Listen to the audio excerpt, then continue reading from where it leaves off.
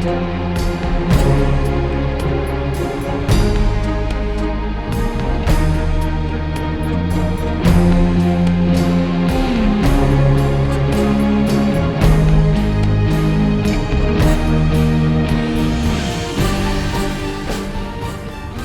quero te convidar, querido amigo, irmão, a abrir sua Bíblia em Gênesis capítulo 37.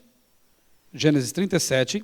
Nós sempre temos começado nossos temas aqui com uma história bíblica que ajuda a contextualizar o assunto de que estamos tratando. E nós percebemos que na Bíblia há o registro de pessoas que passaram por todos esses problemas que nos afligem. Já vimos, né, na segunda noite um personagem que teve depressão, ou ansiedade, né? Vimos na terceira noite uma personagem que teve depressão, uma outra estressada, como Marta, lembram? E nesta noite eu quero falar um pouquinho da história de um personagem bíblico que certamente ilustra muito bem, infelizmente, o tema dos traumas. Os traumas que acompanham muitas vezes a pessoa por toda a vida, trazendo sofrimento. 37, primeiramente os versos 3 e 4. Ora, Israel amava mais a José que a todos os seus filhos, porque era filho de sua velhice, e fez-lhe uma túnica, talar, de mangas compridas. Vendo, pois, seus irmãos que o pai amava mais que todos os outros, odiaram-no e já não lhe podiam falar pacificamente. Versos 23 a 27 agora. Avance um pouquinho. A história é longa, a gente vai só mencionar aqui uns flashes dela, porque você até conhece, né? É mais para a gente recordar. 23 a 27 diz assim: Mas logo que chegou José a seus irmãos, despiram-no da túnica, a túnica talar de mangas compridas que trazia, e tomando-o, o lançaram na cisterna, vazia, sem água. Ora, sentando-se para comer pão, olharam e viram que uma caravana de ismaelitas vinha de Gileade. Seus camelos traziam aromatas, bálsamo e mirra, que levavam para o Egito. Então disse Judá a seus irmãos: De que nos aproveita matar o nosso irmão e esconder-lhe o sangue? Vinde, vendamo-lo aos ismaelitas, não ponhamos sobre ele a mão, pois é nosso irmão e nossa carne. Seus irmãos concordaram. E no verso 36, a gente lê o seguinte: Entre mentes, os midianitas venderam José no Egito a Potifar, oficial de Faraó, comandante da guarda. E como eu disse, é uma história muito conhecida, né? Já foi filme, desenho animado, e nós conhecemos as situações tristes pelas quais esse jovem passou. Um jovem que antes era tão mimado, né, tão protegido pelo pai, tão amado pela família, vendido como escravo. Foi parar numa terra pagã, longe da família, e lá viveu muitos anos, né? Nós conhecemos aí, como eu disse, essa história. José tentou ser fiel lá também. Não foi um jovem rebelde, aquele que pensa assim: estou longe dos pais, longe da igreja, Deus me abandonou, eu vou mais aprontar, vou mais como dizem alguns, como se isso fosse um fato, né? Eu vou mais curtir a vida. Não, ele permaneceu fiel a Deus. Ele se lembrou das lições da sua infância, né? Mas mesmo sendo fiel, injustiçado. Ele é contratado não, ele era escravo, né? Foi levado para a casa de Potifar, e você conhece a história ali, a esposa de Potifar acaba fazendo uma trama maligna, que acaba levando esse jovem para a cadeia. Foi preso por ser fiel a Deus, por não querer fornicar, adulterar, por não querer incorrer em pecados contra Deus e contra o seu Senhor terrestre, né? Ele deixa isso muito claro. Que nobreza, mas mesmo assim, sofrendo por causa disso. O que você acha? Se você tivesse lá seus 17 anos e fosse arrancado da sua casa paterna, levado para uma terra estranha, pagã, a muitos quilômetros de distância, e naquele tempo você não teria nem acesso ao WhatsApp, nem a Skype, né, para mandar um recado para os pais. Aliás, você estava como escravo ali. E mesmo lá, como se não fosse muito ainda, você é injustiçado e passa um bom tempo na cadeia por causa de sua retidão de caráter. Isso traumatiza ou não traumatiza? O que você acha? Qualquer um, né?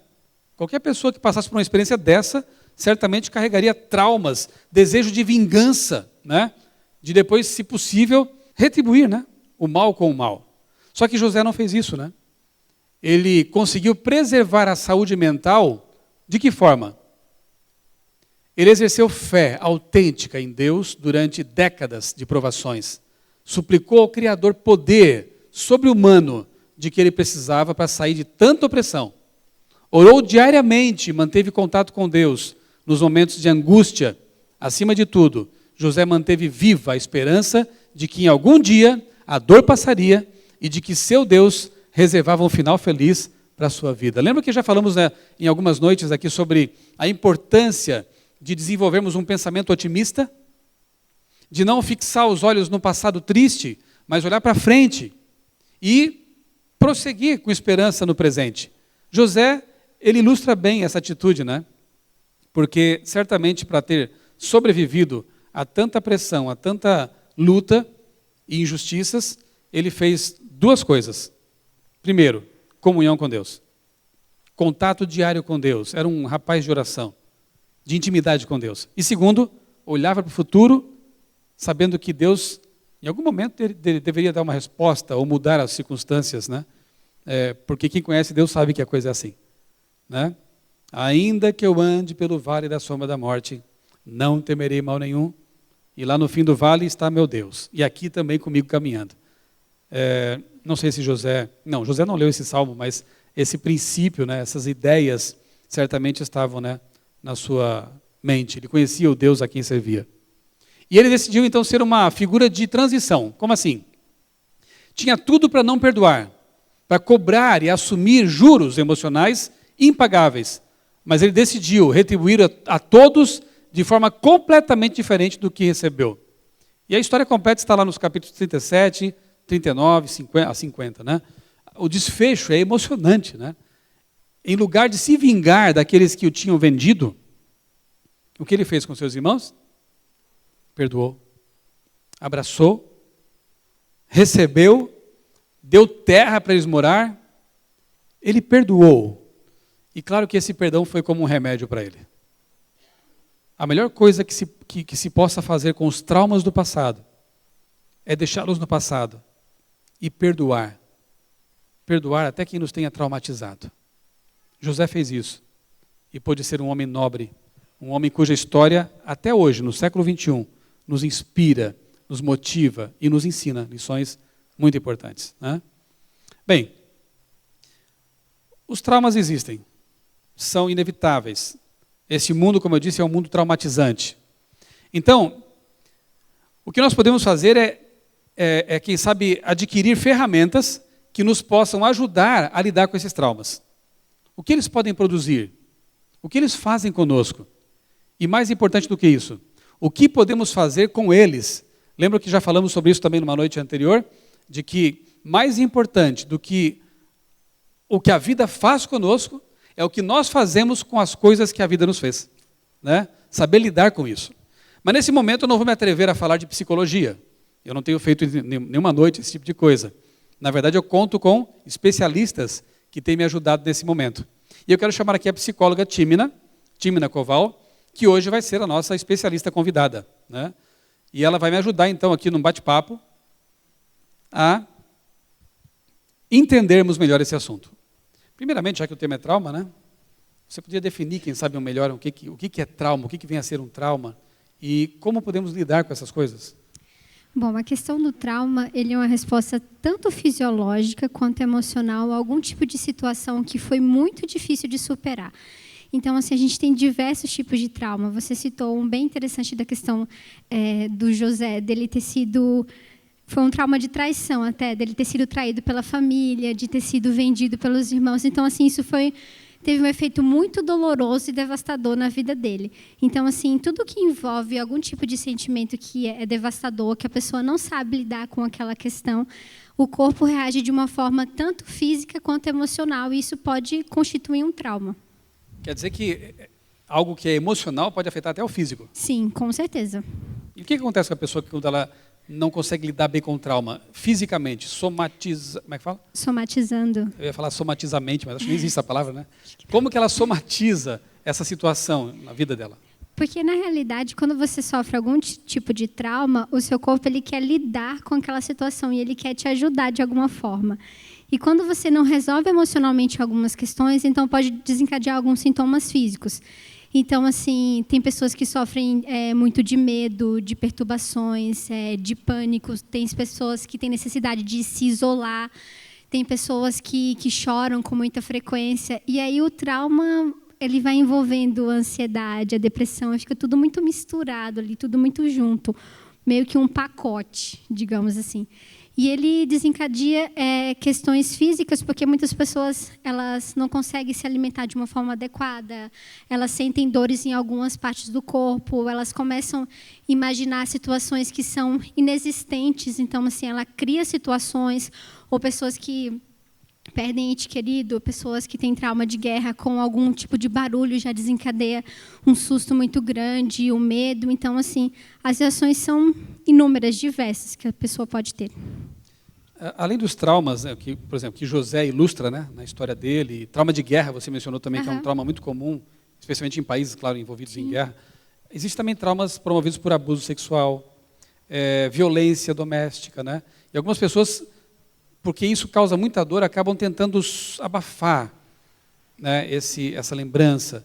Mas parece que no consultório não é não é o melhor caminho esse, né? Como é que a pessoa deve lidar, então, com essa situação que traz dor, sendo que ela quer suprimir, quer esquecer, quer talvez não encarar os fatos, sendo que o caminho melhor não é esse? O que ela deve fazer? Voltando um pouquinho sobre essas questões, a questão do trauma ele pode gerar também um complexo de inferioridade muito grande, das pessoas se sentirem inferiores às outras, então se sentem incapazes de realizar algumas coisas. Ela causa dificuldade em relacionamentos, porque às vezes as pessoas, como você falou do trauma sexual, ela sente dificuldade de se aproximar fisicamente ou emocionalmente de alguém por ter essa insegurança, esse medo de ser abusado, de acontecer alguma coisa. Tem pessoas que, eu falei sobre a tendência paranoica, né, de imaginar alguma coisa que não existe por questões de barulho, alguma situação que relembre o trauma, desencadear essas questões, e pode desencadear também a depressão. Tem pessoas que sofrem também alguns tipos de trauma. E quando a gente fala em trauma, a gente pensa muito assim, uma coisa muito devastadora, ruim. Mas assim, acontece alguns tipos de trauma que são baseados no que os outros dizem sobre a pessoa.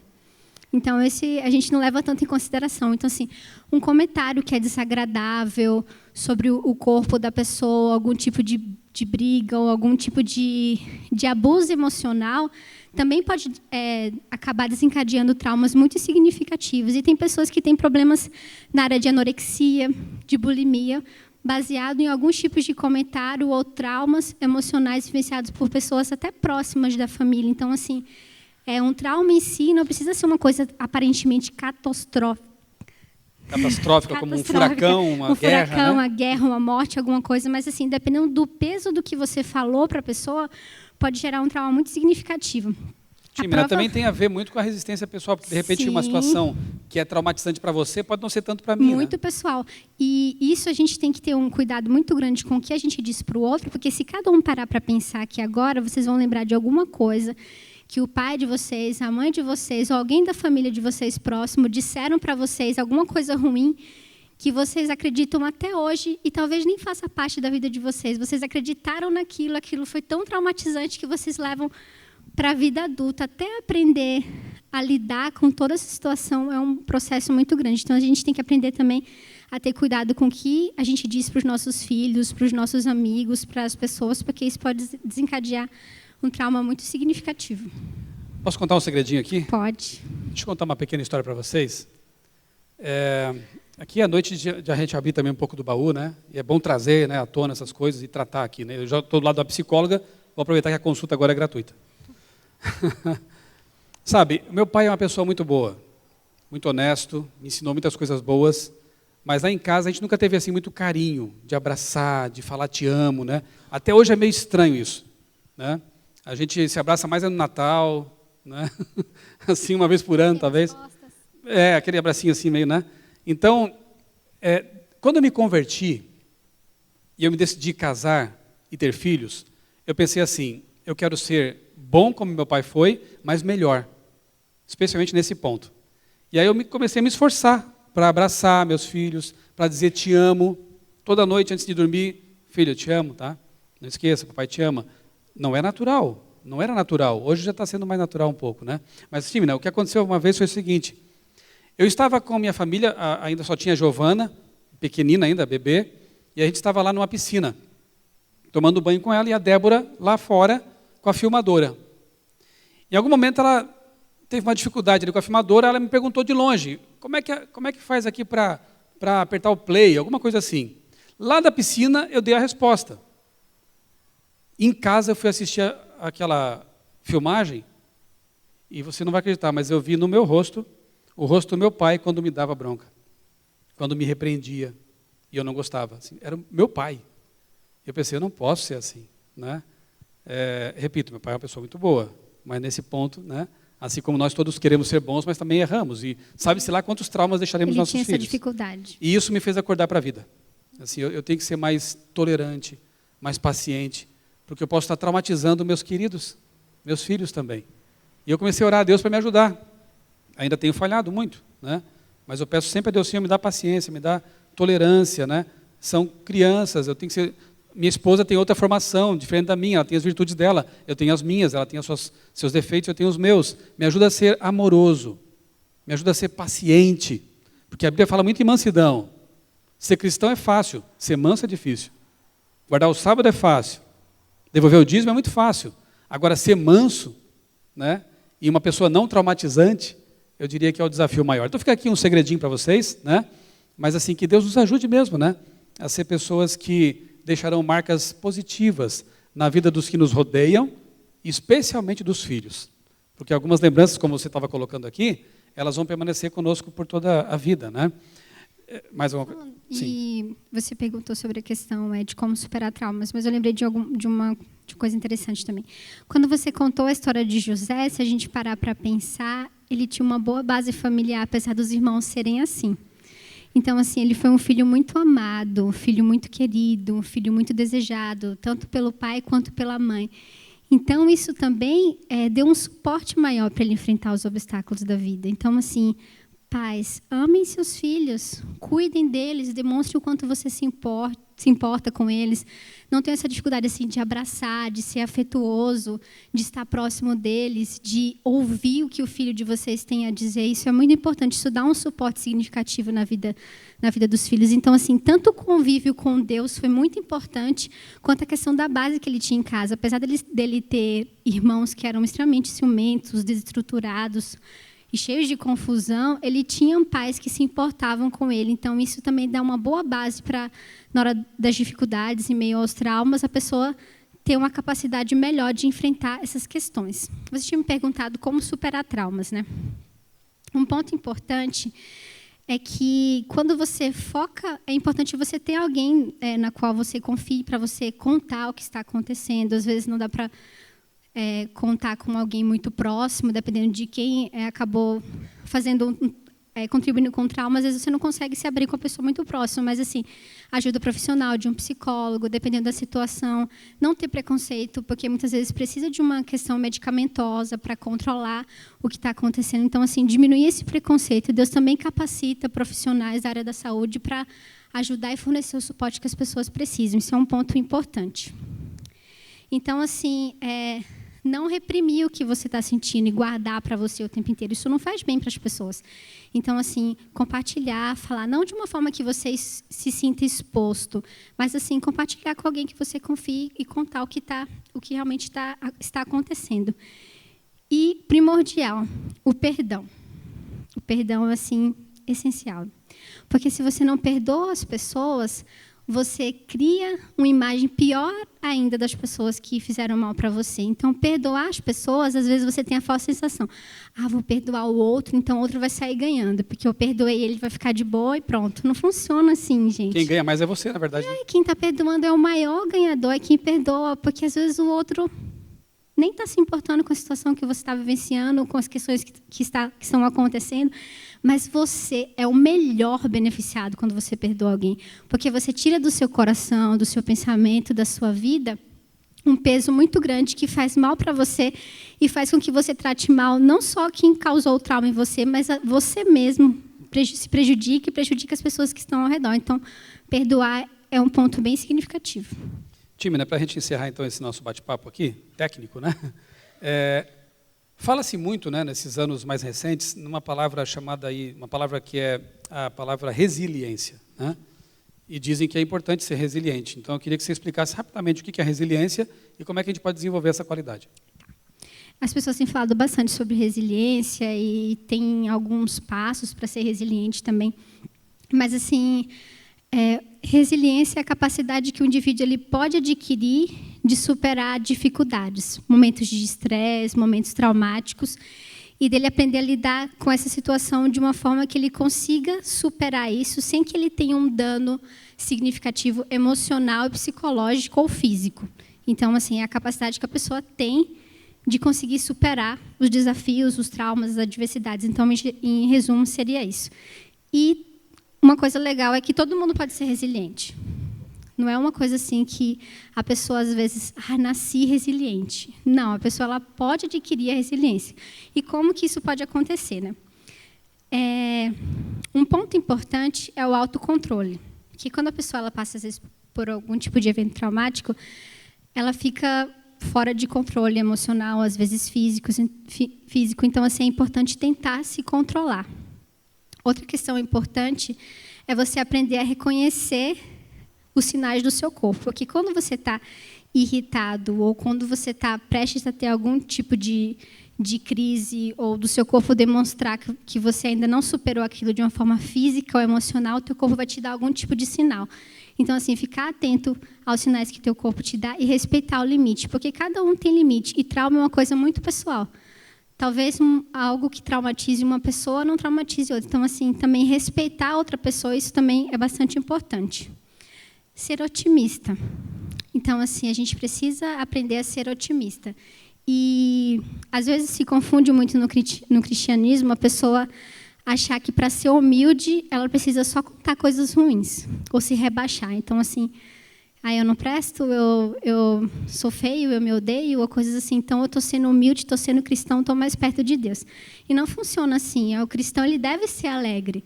O rosto alegre formoseia. É um fruto do Espírito. Sim. Até, né? Alegria. Então, né? assim, é ser otimista, ser alegre é um passo também para a questão da resiliência. Você observar também o ambiente, que tem pessoas que determinado tipo de ambiente causa mais estresse, causa mais preocupação. Então, assim, até superar a questão do trauma, evitar alguns tipos de ambiente para não se expor tanto. E a questão de ter autoconfiança é importante. Confiança em Deus é a base de tudo, é essencial em tudo. Mas, assim, confiar em Deus é se entregar sem reservas, acreditar que Ele vai te usar de alguma forma. Mas, para isso, você precisa permitir que Deus te use de alguma forma. Então, você precisa permitir que você seja um instrumento nas mãos de Deus. Isso é bem importante. E manter pessoas por perto. Se isolar não é uma coisa que faz bem. E não é à toa que quão bom e quão maravilhoso é que os irmãos vivam em união. Estar perto de pessoas também ajudam as pessoas a superarem traumas, a se tornarem mais resilientes. E encontrar um sentido para a vida. Então, assim, ter algum objetivo, ter algum plano, ter algum projeto de vida, isso é muito importante para superar os desafios e se tornar resiliente. Então, assim, parecem coisas simples, mas às vezes para você colocar no dia a dia é mais difícil. Então, vamos relembrar um pouquinho. Autocontrole, você respeitar os sinais que teu corpo te dá, otimismo, respeitar até onde você pode ir em determinado tipo de ambiente, a questão da confiança em Deus e autoconfiança, a questão de manter pessoas por perto, encontrar o sentido da vida e também a questão de ser empático te ajuda a ser resiliente. Você precisa, em alguns momentos, se colocar no lugar do outro para você entender qual a real necessidade do outro e aprender a respeitar a si e ao outro também. Timina, muito obrigado por esses conselhos, essas recomendações e que a gente consiga, né, realmente colocar em prática isso com o poder de Deus. Que Deus abençoe você também e sua família. A palavra resiliência, na verdade, foi emprestada, né, pela psicologia da física. E ela descreve a capacidade que alguns materiais têm de sofrer uma tensão, de sofrer uma deformação e depois voltar ao estado original. Então, lembre-se disso, né? Pedir que Deus nos ajude quando sofremos tensões, sofremos agressões, isso machuca, isso fere, mas que Deus nos ajude a voltar, né, ao estado original, a nossa condição, assim, né, para nos levantarmos e olharmos para frente. Eu quero só pontuar aqui algumas coisas que a Timna já falou, e falou muito bem, né, para a gente gravar, levar isso na mente, né, e procurar aplicar no dia a dia. Então veja, o que o trauma causa? Complexo de inferioridade, ela falou sobre isso, insegurança, a pessoa se sente diminuída, mas a culpa não é dela, o trauma foi de fora, né? Então ela tem que entender que isso não a diminui. Ela precisa olhar para frente, né, e lembrar que ela é um filho de Deus, nobre, importante, caro, custou o sangue de Cristo na cruz. Causa dificuldade para realizar atividades normais, né? Por exemplo, um menino que foi, de repente, assustado, os irmãos mais velhos o assustaram com uma aranha, ele pode desenvolver uma fobia a insetos, né? Aracnídeos, no caso, a uma aranha, um escorpião, enfim, né? Ou então, como disse a Timna, né, uma menina que, de repente, foi vítima de abuso sexual, poderá desenvolver dificuldade para se relacionar com o sexo oposto. E ela tem que superar isso de alguma forma, né? Entender que claro, não são todos abusadores, né, ou pessoas violentas, então essa dificuldade existe. Tendências paranoicas, ela também falou sobre isso. Depressão, né? O acontecimento traumatizante costuma ser percebido como uma perda da honra, perda de um ser querido, e isso pode realmente levar a sintomas depressivos, né? Ela também mencionou anorexia e bulimia, podem ser consequências de um trauma com o qual a pessoa não consegue lidar. E como superar? Ela falou algumas coisas, vamos aqui realmente pontuar também. Assumir o passado e centralizar-se no futuro. Aconteceu, eu não tenho mais o que fazer com isso, infelizmente aconteceu. Então agora eu tenho que olhar para frente, para o futuro, né? E procurar recursos para lidar com aquilo que está lá no passado, causando dor ainda eventualmente. Falar sobre acontecimento traumático, né? Então falar, escrever sobre esse acontecimento, sobre o que causou o trauma, é um passo importantíssimo. Então procure alguém de confiança, um líder espiritual, e se necessário até um profissional para falar sobre isso, né? Enquanto você não elaborar os pensamentos que o machucam, eles vão se repetir. E o que não pode ser dito, não pode ser esquecido. Curioso, não? Você tem que elaborar isso, você tem que trazer à tona. Porque enquanto você não descobrir o que é, e não puder falar sobre, aquilo continua lá machucando, ferindo. Às vezes de forma inconsciente, né? Tente perdoar. Repito, é bom repetir isso, porque esse ponto realmente é muito importante. Nós temos nas mãos um recurso que Deus nos dá, muito poderoso, né? Para a gente perdoar, esquecer, deixar para lá, agir como Deus age conosco, né? Bom, esquecer nem sempre é possível, mas perdoar sim, né? Então, o perdão é importante. Só que o perdão não é fácil, então nós temos que buscar em quem esse dom de perdoar. Naquele que nos perdoa, naquele que nos trata do jeito que nós devemos tratar as outras pessoas. E nos lembrar sempre do Pai Nosso, né? Perdoa as nossas dívidas, nossos pecados, assim como nós perdoamos aqueles que nos traumatizaram, aqueles que nos ofenderam, os nossos devedores. O Pai Nosso está ali para repetir todo dia para a gente que é preciso perdoar, que é preciso deixar para trás essas coisas, né? Um último conselho, então, bíblico, é este. Vamos ler juntos? Filipenses 3, 13 e 14? Vamos lá. Uma coisa faço, esquecendo-me das coisas que ficaram para trás e avançando para as que estão adiante, prossigo para o alvo. Amém? Esquecendo do que ficou para trás, avançando, eu prossigo para o alvo. Qual é o meu alvo? A vida eterna, né? Nós temos realmente, eu já disse muitas vezes e repito, no fim do nosso túnel não vem um trem em sentido contrário, vem a volta de Jesus. Então, por mais traumatizante, por mais desesperadora que seja a situação, não se esqueça, vai passar. Vai passar. Pode demorar um pouco ou não, mas vai passar. Porque a promessa de Deus ela não falha. Esqueça das coisas que ficaram para trás e avance para o alvo, né? Este mundo, a gente tem que ser realista, né? É impossível realmente a gente viver sem traumas, viver sem essas coisas que nos agridem. Mas a pergunta que pode surgir é: por que nesse mundo é impossível viver sem traumas? E aqui nós temos que voltar à Bíblia um pouco, né? Eu não vou ler aqui porque o tempo já está avançado, mas você conhece bem esses textos que eu vou mencionar. Ezequiel 28 e Isaías 14. Assim como em outros textos, mas nesses aqui de modo muito claro, está narrada a história da primeira rebelião no universo.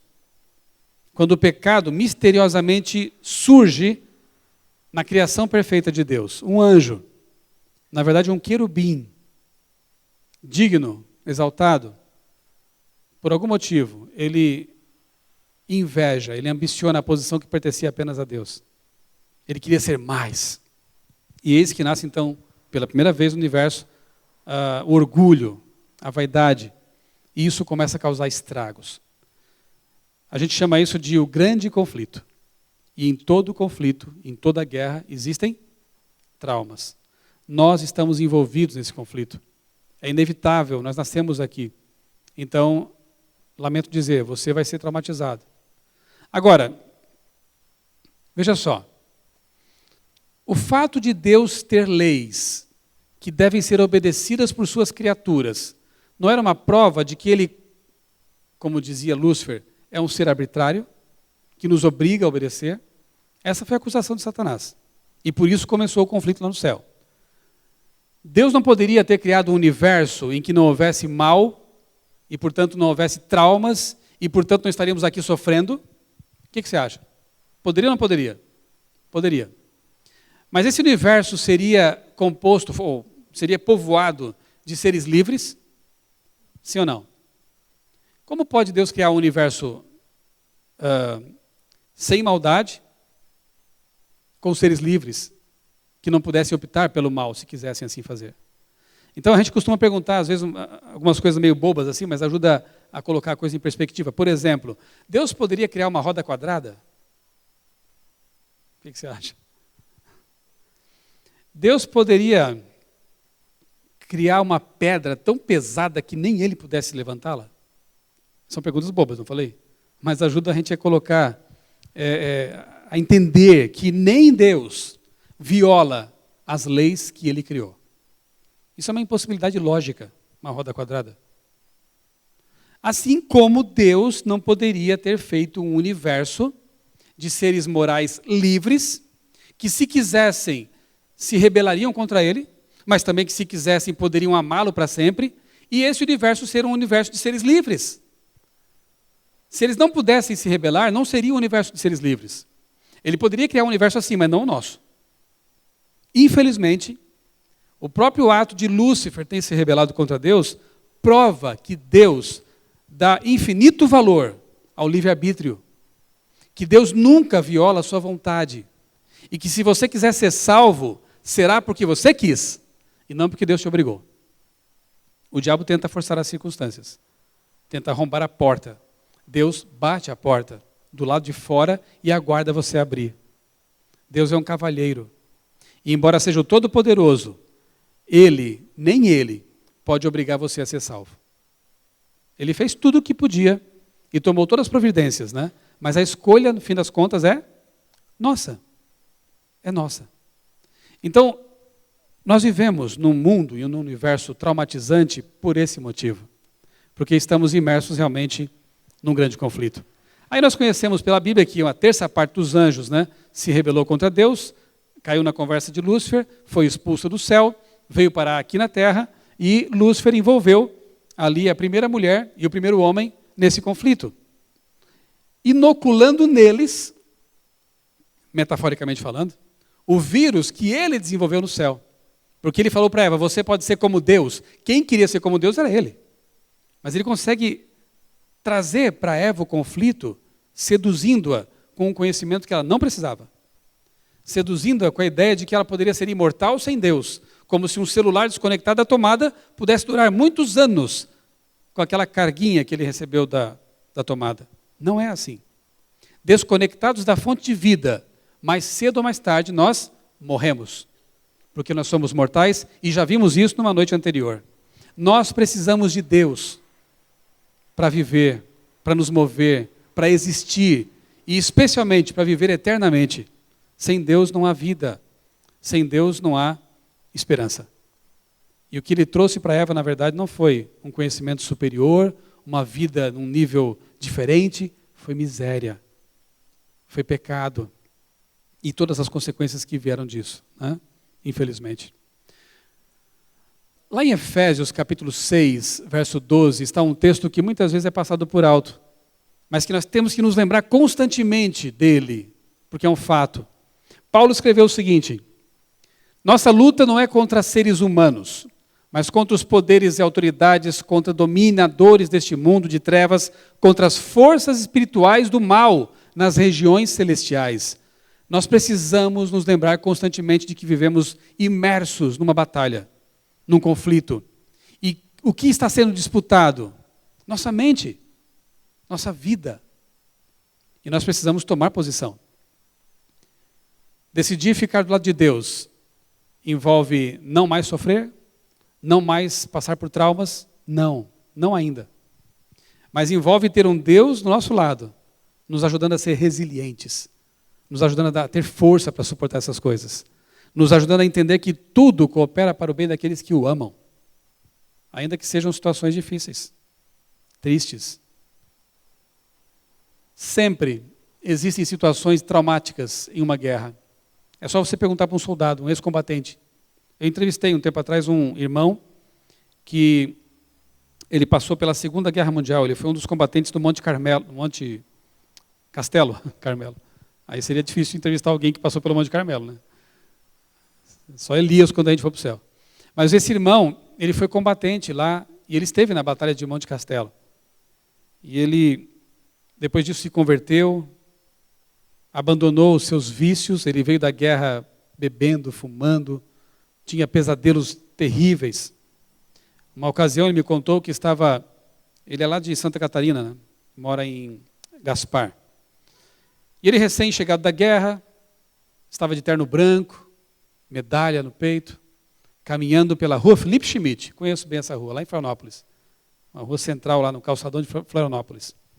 E de repente ele ouve um som que parecia metralhadora.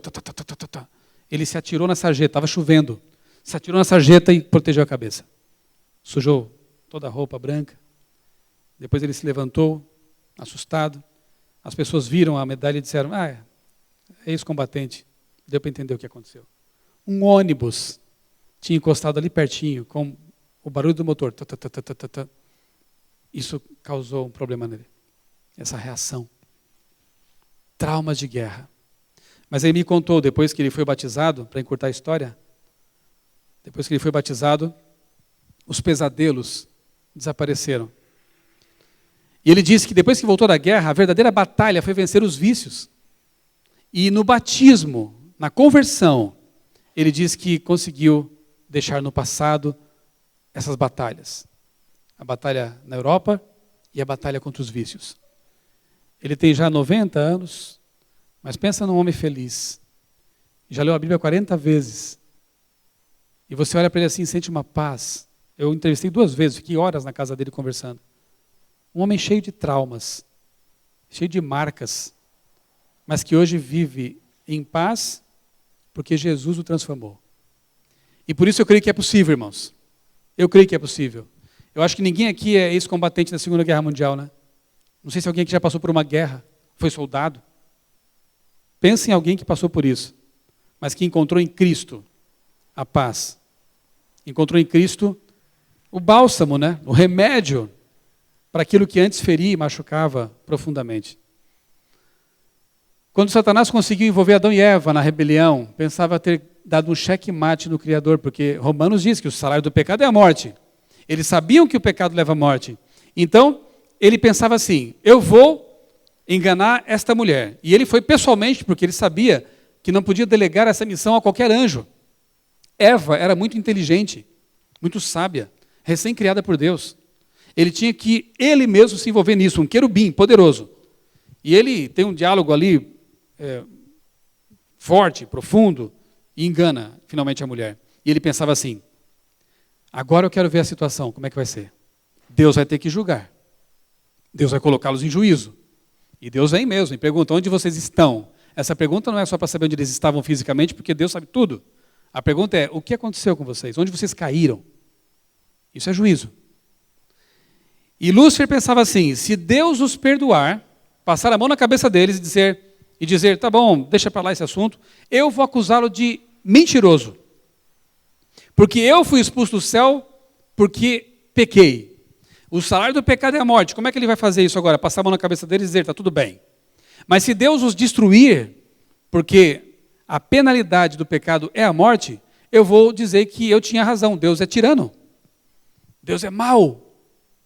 Lúcifer achava ter dado um checkmate no Criador.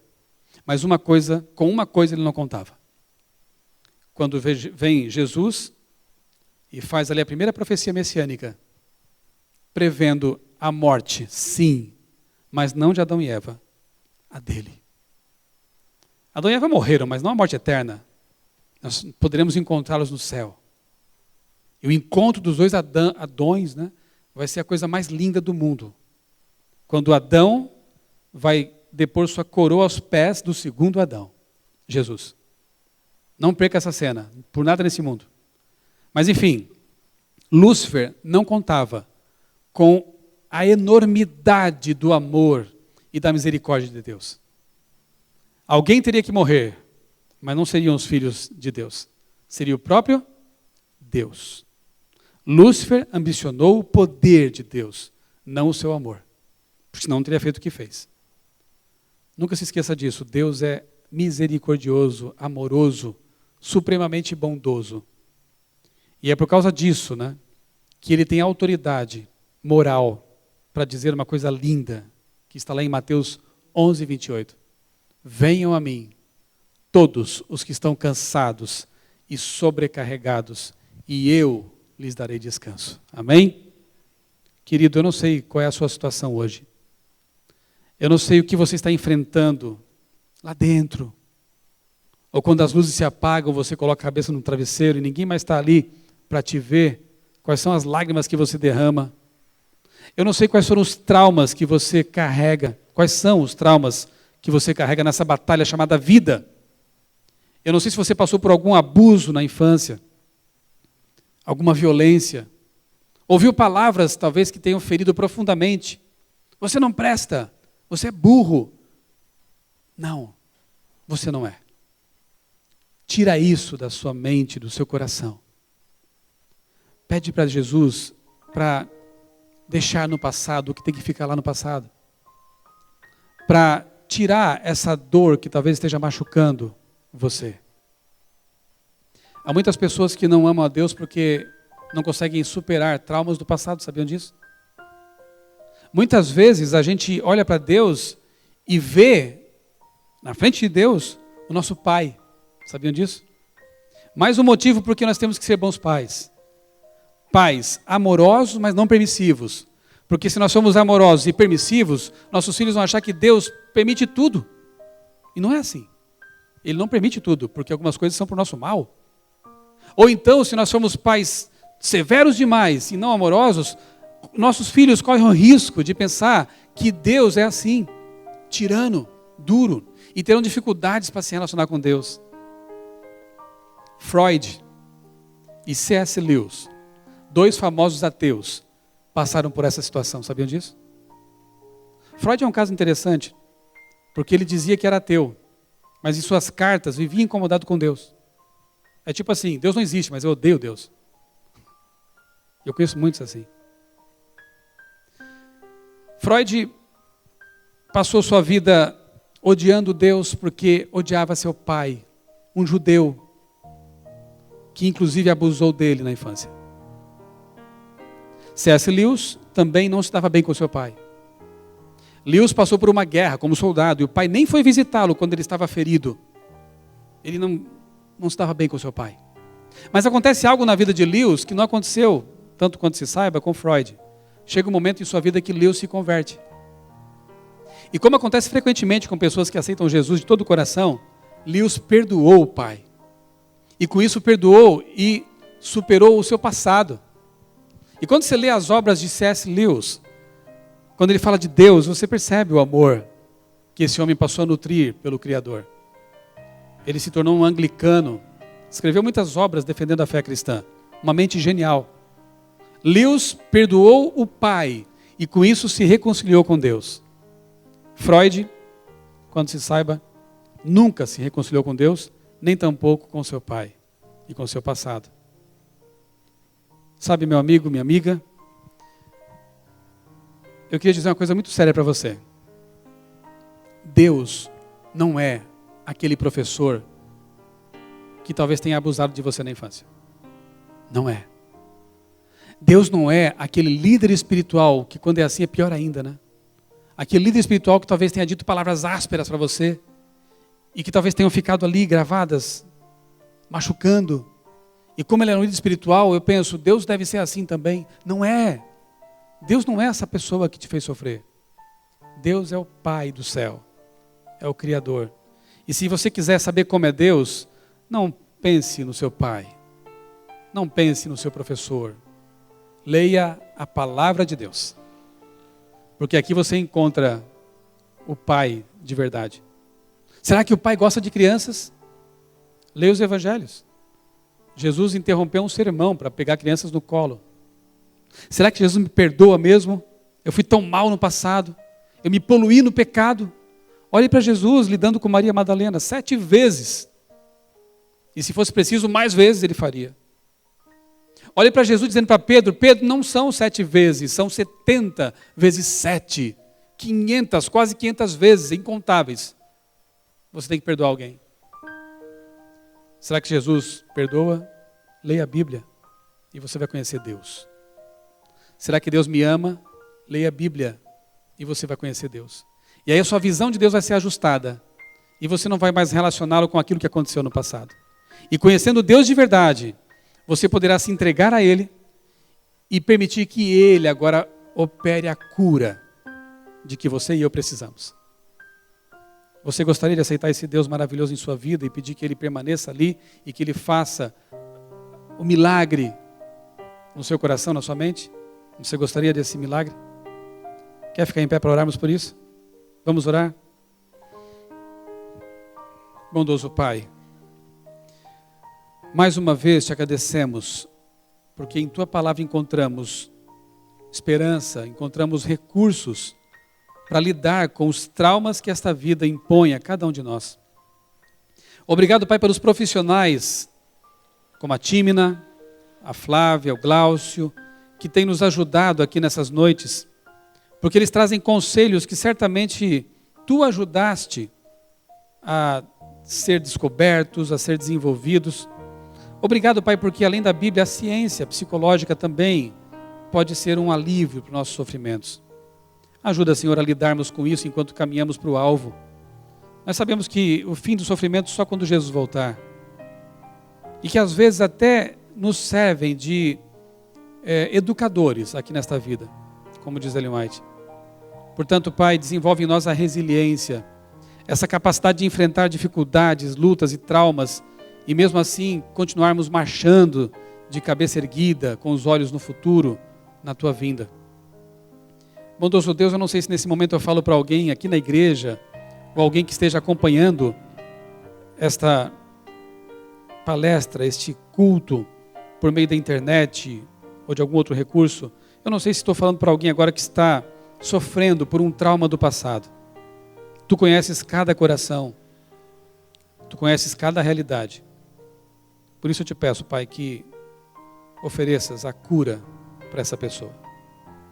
Eu não sei se nesse momento eu falo também para alguém que talvez tenha uma visão equivocada de Ti, porque no passado teve um pai abusador, um pai intolerante, um professor que se interpôs entre Ti e essa criança.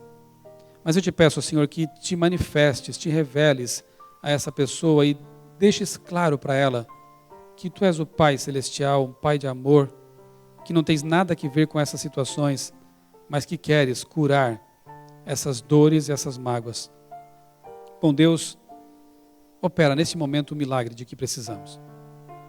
Cura restaura e traze de volta a nós a esperança de que muito em breve estaremos naquele lar onde não mais haverá choro, dor, tristeza, morte, nem nada disso. Porque em breve o conflito vai terminar. Porque em breve essa guerra que nunca devia ter acontecido terá fim. E aí, isso será apenas uma reles lembrança sem dor que ficará no passado. Que as tuas mãos que foram perfuradas na cruz, neste momento nos façam um carinho, nos deem a certeza de que Tu és o nosso Deus, bondoso Criador, todo-poderoso, amoroso, que está nos conduzindo pelo vale de sombra da morte, até aquele dia quando nós vamos Te abraçar, literalmente, e as nossas lágrimas não mais existirão. Dá-nos a Tua paz, Senhor, uma semana de vitórias ao lado de Cristo, porque é em nome dEle que nós pedimos e agradecemos. Amém.